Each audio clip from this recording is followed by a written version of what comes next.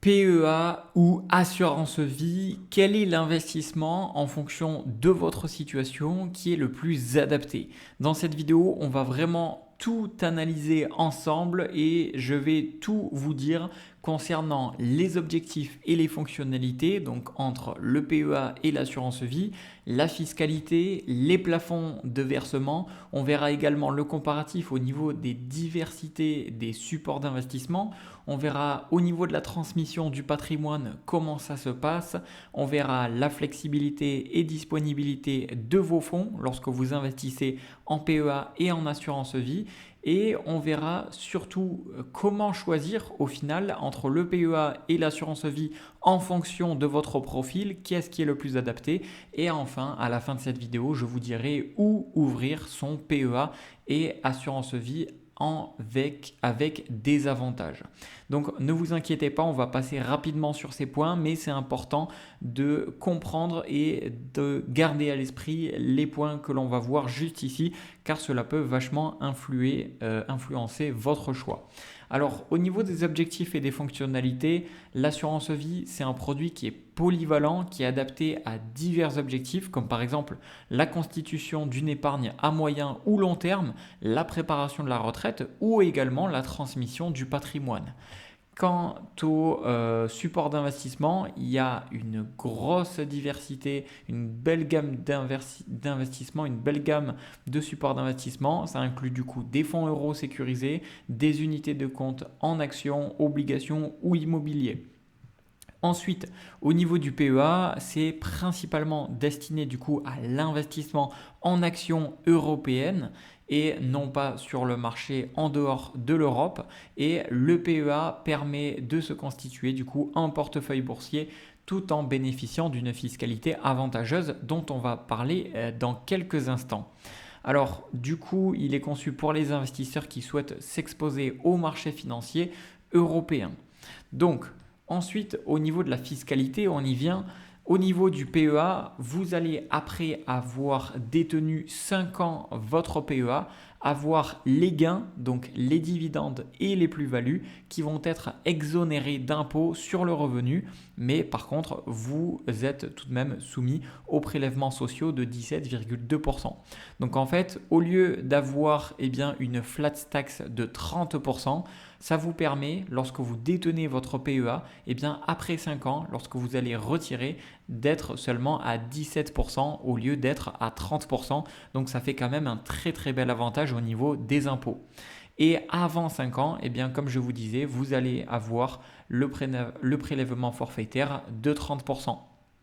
Ensuite, au niveau de l'assurance vie, avant 8 ans, donc là c'est un petit peu plus long, les gains vont être soumis au prélèvement forfaitaire flat tax de 30%. Et après 8 ans, donc il faut le détenir 8 ans, vous allez avoir des gains qui vont bénéficier d'un abattement annuel de 4 600 euros pour une seule personne et 9 200 euros pour un couple. Et ça vous réduit l'imposition à 7,5% au-delà de cet abattement, en plus des prélèvements sociaux de 17,2%.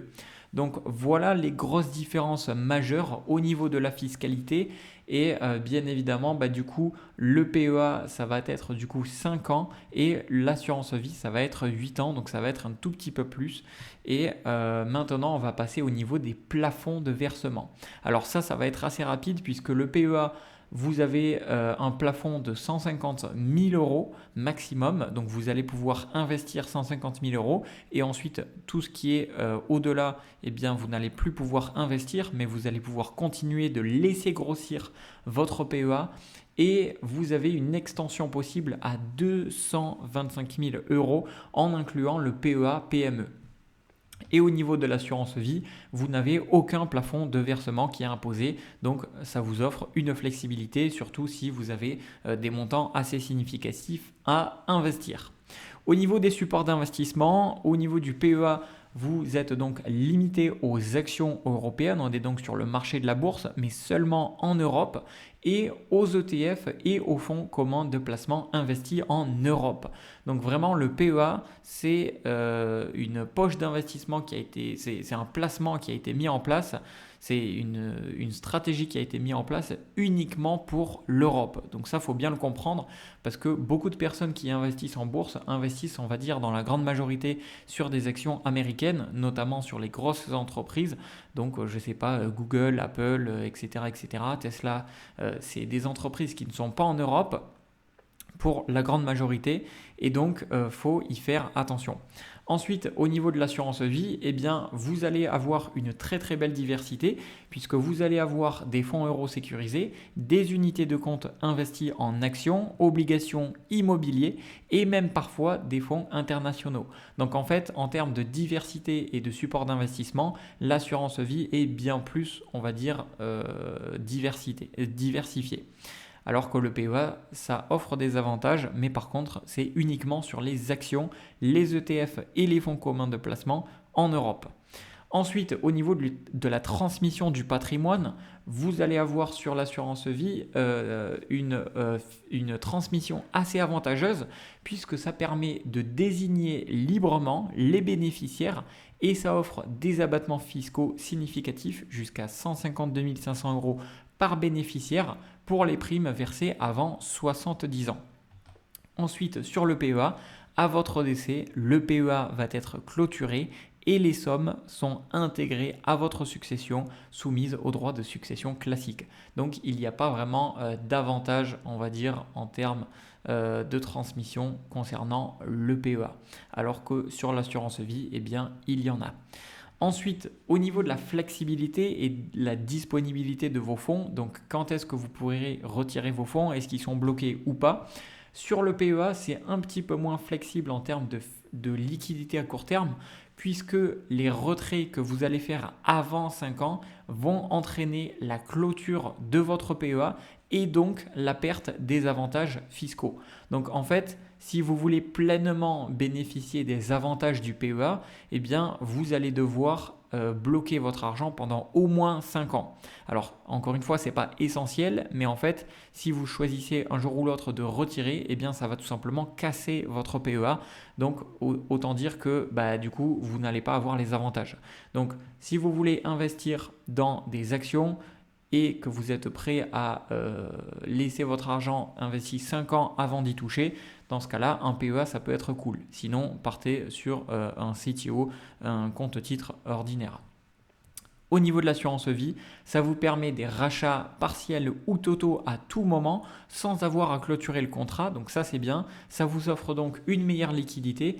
Par contre, la fiscalité est plus avantageuse après 8 ans de détention. Donc l'assurance vie est tout autant flexible que le PEA. Par contre, c'est-à-dire que dans les deux cas, vous pouvez retirer votre argent quand vous le souhaitez. Par contre, eh bien, vous allez avoir entre guillemets les conséquences qui vont aller avec. Donc en fait, si vous retirez avant, eh bien, vous allez perdre les avantages fiscaux au niveau du PEA et de l'assurance vie au niveau de chacune des conditions qui sont associées. Alors maintenant, tout ça étant dit, comment choisir entre le PEA et l'assurance vie en fonction de votre profil? Eh bien, au niveau du PEA, je dirais que c'est plus adapté pour les personnes qui veulent investir principalement dans les actions et les actions européennes. Pour les actions aussi, pour les personnes aussi qui sont prêtes à détenir au moins 5 ans leur PEA. Ensuite, si vous avez un horizon d'investissement long terme, donc c'est ce que je disais, puisque c'est plus avantageux de le détenir et de ne pas toucher à l'argent que vous allez investir dedans pendant au moins 5 ans.